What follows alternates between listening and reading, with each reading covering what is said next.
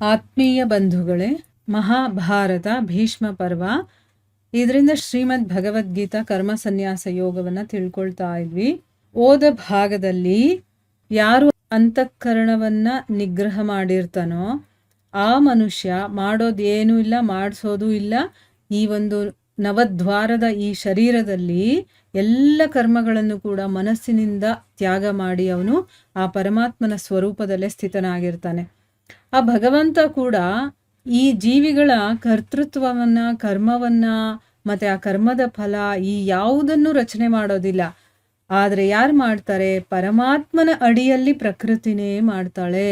ಸರ್ವವ್ಯಾಪಿಯಾದಂತಹ ಪರಮಾತ್ಮ ಯಾರ ಪಾಪ ಕರ್ಮಗಳನ್ನೇ ಆಗ್ಲಿ, ಯಾರ ಶುಭ ಕರ್ಮಗಳನ್ನೇ ಆಗ್ಲಿ ಅವನು ಗ್ರಹಿಸೋದಿಲ್ಲ. ಈಗ ನಮ್ಗೆ ಅಜ್ಞಾನದಿಂದ ಈ ರೀತಿ ಜ್ಞಾನ ಅನ್ನೋದು ಮುಚ್ಕೊಂಡ್ಬಿಟ್ಟಿದೆ. ಅದರಿಂದನೇ ನಾವೆಲ್ಲ ಮೋಹಕ್ಕೆ ಒಳಗಾಗಿದ್ದೀವಿ. ಆ ಪರಮಾತ್ಮನ ಜ್ಞಾನ ಅಂದ್ರೆ ನಾವಿವಾಗ ತಿಳ್ಕೊಳ್ತಾ ಇದೀವಲ್ವ ಭಗವಂತನ ಬಗ್ಗೆ, ಅದನ್ನ ತಿಳ್ಕೊಳ್ತಾ ಆ ಅಜ್ಞಾನ ಅನ್ನೋದು ನಾಶ ಆಗುತ್ತೋ. ಅದು ಹೇಗೆ ಅಂತಂದ್ರೆ, ಸೂರ್ಯ ಉದಯ ಆಗಿದ ತಕ್ಷಣ ಕತ್ತಲು ಹೇಗೆ ನಾಶ ಆಗುತ್ತೋ ಅದೇ ರೀತಿ ಆ ಪರಮಾತ್ಮನ ಜ್ಞಾನ ತಿಳುವಳಿಕೆ ನಮಗೆ ಬರ್ತಾ ಬರ್ತಾ ಬರ್ತಾ ಏನಾಗುತ್ತೆ, ನಮ್ಮಲ್ಲಿರುವಂತಹ ಆ ಮೋಹ ಮಾಯೆ ಅನ್ನೋದು ಎಲ್ಲ ದೂರ ಆಗ್ಬಿಡುತ್ತೆ, ಅಜ್ಞಾನನೇ ಹೊರಟೋಗ್ಬಿಡುತ್ತೆ. ಆಗ ಜ್ಞಾನ ಅಂದ್ರೆ ಆ ಭಗವಂತ ನಮಗೆ ಕಾಣಿಸ್ಕೊಳ್ತಾನೆ, ಗೋಚರವಾಗ್ತಾನೆ ಅನ್ನೋದನ್ನ ತಿಳ್ಕೊಂಡಿದ್ವಿ.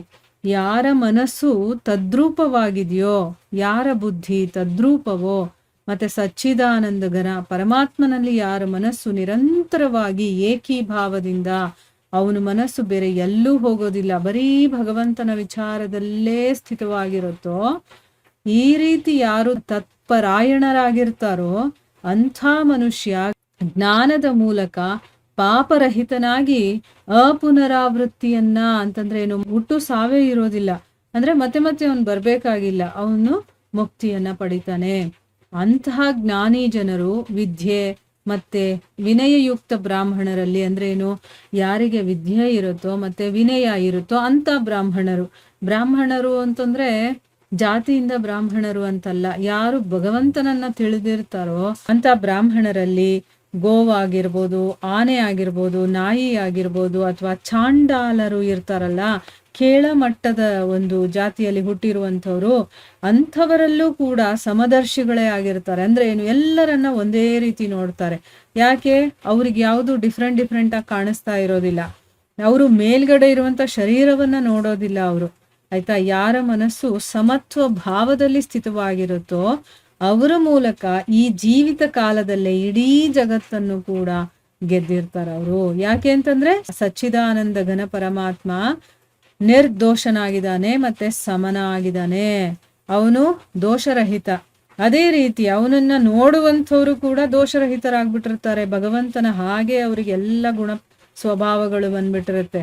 ಅದರಿಂದಾನೇ ಅವರು ಸಚ್ಚಿದಾನಂದ ಘನ ಪರಮಾತ್ಮನಲ್ಲೇ ಸ್ಥಿತರಾಗಿರ್ತಾರೆ. ಯಾವ ಮನುಷ್ಯ ಪ್ರೀತಿ ಪಾತ್ರರನ್ನ ಪಡ್ಕೊಂಡು ಹರ್ಷಿತನಾಗೋದಿಲ್ಲ, ಅವ್ರಿಗೆ ತುಂಬಾ ಪ್ರೀತಿ ಪಾತ್ರರು ಬಂದ್ಬಿಟ್ರೆ, ಈಗ ನಮ್ಮನೆಗೆ ಯಾರಾದ್ರೂ, ನಮ್ಗೆ ಎಲ್ಲಿಲ್ಲದ ಆನಂದ ಆಗ್ಬಿಡುತ್ತೆ, ಕುಣಿತಾ ಇರ್ತೀವಿ. ಆಮೇಲೆ ಯಾರಾದ್ರೂ ಇಷ್ಟ ಇಲ್ಲದೆ ಇರೋರು ಬಂದಿದ ತಕ್ಷಣ ನಮ್ಮ ಮನಸ್ಸು ಉದ್ವಿಗ್ನವಾಗ್ಬಿಡುತ್ತೆ, ಅಯ್ಯೋ ಚಡಪಡಿಸ್ತಾ ಇರುತ್ತೆ, ಯಾಕಾದ್ರೂ ಬಂದ್ರು ಇವರು, ಯಾಕಿದ್ದಾರೆ ಅಂತೆಲ್ಲ ಅನ್ನಿಸ್ತಾ ಇರುತ್ತಲ್ವಾ.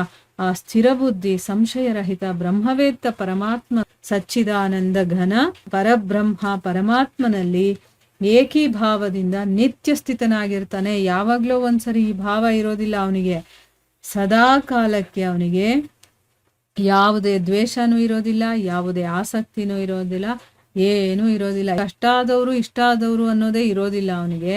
ಆ ರೀತಿಯ ಒಂದು ಸ್ಥಿತಿ ಅಂದ್ರೆ ಎಲ್ಲರಲ್ಲೂ ಭಗವಂತನನ್ನ ಕಾಣುವಂತಹ, ಏಕೀಭಾವದಲ್ಲಿ ನೋಡುವಂತ ಒಂದು ಸ್ಥಿತಿಗೆ ಅವನು ನಿತ್ಯ ಸ್ಥಿತನಾಗಿರ್ತಾನೆ. ಪ್ರತಿ ಗಳಿಗೆಯಲ್ಲೂ ಅವನಿಗೆ ಎಲ್ಲಾ ಕಡೆ ಭಗವಂತನೇ ಕಾಣಿಸ್ತಿರ್ತಾನೆ. ಹೊರಗಿನ ವಿಷಯಗಳಲ್ಲಿ ಆಸಕ್ತಿ ರಹಿತವಾದಂತಹ ಅಂತಃಕರಣ ಇರುವಂತಹ ಸಾಧಕ ಆತ್ಮದಲ್ಲಿ ಸ್ಥಿತವಾದಂತಹ ಧ್ಯಾನ ಜನಿತವಾದಂತಹ ಸಾತ್ವಿಕ ಆನಂದ ಇರುತ್ತೋ ಅದನ್ನ ಪಡ್ಕೊಳ್ತಾನೆ. ಈಗ ನೋಡಿ, ಯಾವಾಗ ನಾವು ಹೊರಗಡೆ ಇರುವಂತ ವಿಷಯಗಳಲ್ಲಿ ಆಸಕ್ತಿಯನ್ನ ಹೆಚ್ಚಾಗಿ ಇಟ್ಕೊಂಡಿರ್ತೀವೋ ಅವಾಗ ಏನಾಗುತ್ತೆ, ನಮಗೆ ಸಾತ್ವಿಕ ಅನ್ನೋದು ಇರೋದಿಲ್ಲ, ರಾಜಸಿಕ ಇಲ್ಲ ತಾಮಸಿಕ ಇರುತ್ತೆ. ಈಗ ಹೊರಗಡೆ ವಿಷಯಗಳು ಅಂತಂದ್ರೆ ಏನು? ಈ ಜಗತ್ತಲ್ಲಿರುವಂತಹ ಆಕರ್ಷಣೆ ಮಾಡುವಂತಹ ಮಾಯಾ ಜಗತ್ತಿನ ವಿಷಯಗಳು, ಈ ಇಂದ್ರಿಯಗಳಿಗೆ ಸ್ಥೂಲವಾಗಿ ಬೇಕಾಗಿರುವಂಥದ್ದು ಇರುತ್ತಲ್ಲ, ಅದಿಲ್ಲ ಅಂದ್ರೆ ನಮಗಿರೋದಕ್ಕಾಗಲ್ಲ. ಅದೆಲ್ಲ ರಜೋಗುಣ ತಮೋಗುಣವನ್ನ ಕೊಡುತ್ತೆ. ಆದ್ರೆ ಹೊರಗಿನ ವಿಷಯದಲ್ಲಿ ಆಸಕ್ತಿ ರಹಿತವಾಗಿರುವಂತಹ ಅಂತಃಕರಣ ಇರುವಂತಹ ಸಾಧಕ ಆತ್ಮನಲ್ಲಿ ಸ್ಥಿತವಾಗಿ, ಆಮೇಲೆ ಧ್ಯಾನದಿಂದ ಜನಿತವಾದಂತಹ ಅವನಲ್ಲಿ ಯಾವಾಗ್ಲೂ ಒಳಗಡೆನೇ ಅವನಿಗೆ ತನ್ನಲ್ಲೇ ತಾನಿರ್ತಾನ. ಅವನಿಗೆ ಹೊರಗಡೆ ಯಾವುದು ಬೇಕಾಗಿರೋದಿಲ್ಲ. ಅದರಿಂದ ಏನಾಗುತ್ತೆ, ಅವನಿಗೆ ಸಾತ್ವಿಕವಾದ ಆನಂದ ಸಿಗ್ತಾ ಇರುತ್ತೆ. ಅದನ್ನ ಪಡ್ಕೊಳ್ತಾನವನು. ಆಮೇಲೆ ಅವನು ಸಚ್ಚಿದಾನಂದ ಘನ ಪರಬ್ರಹ್ಮ ಪರಮಾತ್ಮನ ಧ್ಯಾನ ರೂಪ ಯೋಗದಲ್ಲಿ ಅಭಿನ್ನ ಭಾವದಿಂದ ಸ್ಥಿತನಾದ. ಅಂದ್ರೆ ನೋಡಿ, ಅವನು ಯಾವಾಗ್ಲೂ ಆ ಭಗವಂತನ ಧ್ಯಾನ ಯೋಗದಲ್ಲಿ ಇರ್ತಾನೆ. ಅಂದ್ರೆ ಸದಾ ಅವನು ಒಳಗಡೆ ಧ್ಯಾನ ನಡೀತಾ ಇರುತ್ತೆ. ಅಂದ್ರೆ ಏನು, ಭಗವಂತನಲ್ಲಿ ಅವನ ಮನಸ್ಸು ಸ್ಥಿತವಾಗಿರುತ್ತೆ ಅಂತ ಅರ್ಥ. ಆಮೇಲೆ ಎಲ್ಲ ಕಡೆ ಭಿನ್ನತೆ ಇರೋದಿಲ್ಲ, ಅಭಿನ್ನ ಭಾವದಲ್ಲಿ ಅವನು ಸ್ಥಿತನಾಗಿರ್ತಾನೆ. ಅಂಥ ಮನುಷ್ಯ ಅಕ್ಷಯ ಆನಂದವನ್ನ, ಅಂದ್ರೆ ಯಾವತ್ತೂ ಕ್ಷಯವಾಗದೆ ಇರುವಂತ ಆನಂದವನ್ನ ಅವನು ಅನುಭವಿಸ್ತಾನೆ. ಇವತ್ತಿದ್ಬಿಟ್ಟು ನಾಳೆ ಆನಂದ ಹೊರಟೋಯ್ತು ಅಂತ ಹೇಳೋ ಹಾಗಿಲ್ಲ. ಈಗ ಈ ಐಹಿಕ ಪ್ರಪಂಚದಲ್ಲಿರುವಂತ ವಸ್ತು, ವ್ಯಕ್ತಿಗಳು, ಇವರಿಂದ ಸಿಗುವಂತ ಆನಂದ ಕ್ಷಣಿಕ. ನಮಗೆ 1 ಸೆಕೆಂಡ್ ಇರುತ್ತೆ, 1 ನಿಮಿಷ ಇರುತ್ತೆ, 1 ದಿವಸ ಇರ್ಬೋದು, ಹೆಚ್ಚು ಅಂದ್ರೆ 1 ತಿಂಗಳಿರ್ಬೋದಾ, 1 ವರ್ಷನೇ ಇರ್ಬೋದು. ನೆಕ್ಸ್ಟ್ ಮೂಮೆಂಟೇ ನಮಗೆ ದುಃಖ ಅನ್ನೋದು ಕಾಯ್ತಾ ಇರುತ್ತೆ. ಅಂದ್ರೆ ಇವತ್ತಿದ್ದಿದ್ ನಾಳೆ ಇರೋದಿಲ್ಲ ನಮಗೆ. ಆದ್ರೆ ಭಗವಂತನ ವಿಷಯದಲ್ಲಿ ಹಾಗಲ್ಲ.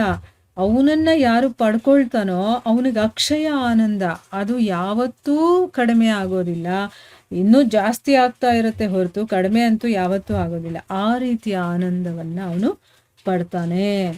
ಎಷ್ಟು ಚೆನ್ನಾಗಿ ಎಕ್ಸ್ಪ್ಲೇನ್ ಮಾಡಿದ್ದಾರೆ ನೋಡಿ. ನಾವು ಭಗವಂತನನ್ನ ಪಡ್ಕೊಂಡಾಗ ಅಥವಾ ಅವನ ಕಡೆ ಹೋಗೋದಕ್ಕೆ ಶುರು ಮಾಡಿದಾಗ್ಲೇ ನಮ್ಗೆ ಆನಂದ ಶುರುವಾಗ್ಬಿಟ್ಟಿರುತ್ತೆ. ಸ್ವಲ್ಪ ಸ್ವಲ್ಪ ಸ್ವಲ್ಪ ಸ್ವಲ್ಪ ಬರ್ತಾ ಇರುತ್ತೆ. ನಾವು ಹಾಗೆ ಮಾಡ್ಕೊಳ್ತಾ ಅದು ಅಕ್ಷಯ ಆನಂದವಾಗ್ತಾ ಹೋಗುತ್ತೆ. ಅದೇ ನಾವು ಈ ಐಹಿಕ ಪ್ರಪಂಚಕ್ಕೆ ಸಿಕ್ಕಾಕೊಂಡ್ರೆ ನಮಗೆ ಬರೀ ಕಷ್ಟಗಳು ಕಷ್ಟಗಳು ಕಷ್ಟಗಳು ದಿನೇ ದಿನೇ ದಿನೇ ದಿನೇ ಜಾಸ್ತಿ ಆಗ್ತಾನೆ ಇರುತ್ತೆ ಹೊರತು ಯಾವತ್ತೂ ನಮಗೆ ಅದು ಹೆಚ್ಚು ಅಂತ ಅನ್ಸೋದೇ ಇಲ್ಲ, 1 ಚೂರು ಜಾಸ್ತಿ ಆಗೋದಿಲ್ಲ. ಆಕ್ಚುಲ್ ಆಗಿ ಇಲ್ಲಿರುವಂತ ಆನಂದನೇ ಅಲ್ಲ. ಯಾಕೆ ಅಂತಂದ್ರೆ ಇದು ದುಃಖಾಲಯ ಅಂತಾನೆ ಹೇಳ್ಬಿಟ್ಟಿದ್ದಾರೆ. ಆ ದುಃಖ ಎಲ್ಲೋ 1 ಸೆಕೆಂಡೋ 5 ನಿಮಿಷನೋ ಅದು ಕಡಿಮೆ ಆದಂಗೆ ಅನ್ಸುತ್ತಲ್ಲ, ಅದನ್ನೇ ನಾವು ಸುಖ ಅಂತ ಅನ್ಕೊಂಡಿದೀವಿ ಅಷ್ಟೇನೆ ಅಂತ ಹೇಳ್ತಾರೆ ಗುರುಗಳು. ಸೊ ಅದರಿಂದನೇ ನಾವು ಭಗವಂತನ ಕಡೆಗೆ ಹೋಗೋದಕ್ಕೆ ಏನ್ ಬೇಕೋ ಅದನ್ನ ಮಾಡಬೇಕು. ಅದನ್ನ ಮಾಡಿದಾಗ ನಮಗೆ ಅಕ್ಷಯ ಆನಂದ ಸಿಗತ್ತೆ. ಇದರ ಮುಂದುವರೆದ ಭಾಗ ಇನ್ನೂ ಇದೆ, ಅದನ್ನ ನಾವು ಮುಂದಿನ ಭಾಗದಲ್ಲಿ ತಿಳ್ಕೊಳ್ಳೋಣ. ಹರೇ ಕೃಷ್ಣ.